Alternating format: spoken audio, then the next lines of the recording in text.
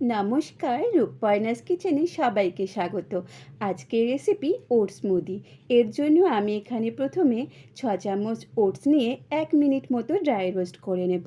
অনেকেই আছেন যারা কাজের চাপে রোজ সকালে ব্রেকফাস্ট তৈরি করার সময় পান না, হয় স্কিপ করে দেন, না হলে হাতের নাগালে যা পান তাই খেয়ে নেন।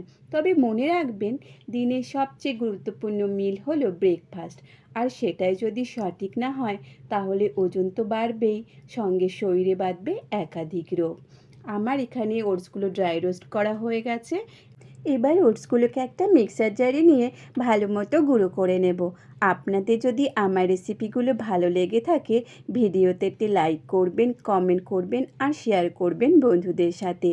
এই রকম নিত্য নতুন রেসিপি পেতে আমার চ্যানেলটিকে অবশ্যই সাবস্ক্রাইব করে দেবেন। এবার 1 কাপ দুধ, একটি পাকা কলা আর 5-6টি খেজুর নিয়ে ব্লেন্ডারে ব্লেন্ড করে নেব। আপনারা এখানে আপনাদের পছন্দ মতো যে কোনো ড্রাই ফ্রুটস দিতে পারেন। এটা যেহেতু একটি ডায়েট রেসিপি, তাই আমি এখানে কোনো চিনি বা গুড় অ্যাড করলাম না। ওটসে আছে প্রচুর পরিমাণে fibre, iron, protein, vitamin B, এছাড়াও আছে বেটা গ্লুকোন, যা শরীরের ব্যাড কোলেস্ট্রলের পরিমাণ কমাতে সাহায্য করে, শরীরের রোগ প্রতিরোধ ক্ষমতা বাড়ায়। ওটসে থাকা ফাইবার দীর্ঘ সময় পেট ভরা রাখে, যার ফলে চট করে খিদে পায় না। তৈরি হয়ে গেল আমাদের হেলদি ওটস স্মুদি। এটা আপনারা সকালের ব্রেকফাস্টে বা রাতের ডিনারেও খেতে পারেন। রেসিপিটি বাড়িতে অবশ্যই ট্রাই করবেন। ভালো থাকবেন, সুস্থ থাকবেন। দেখা হবে পরের ভিডিওতে।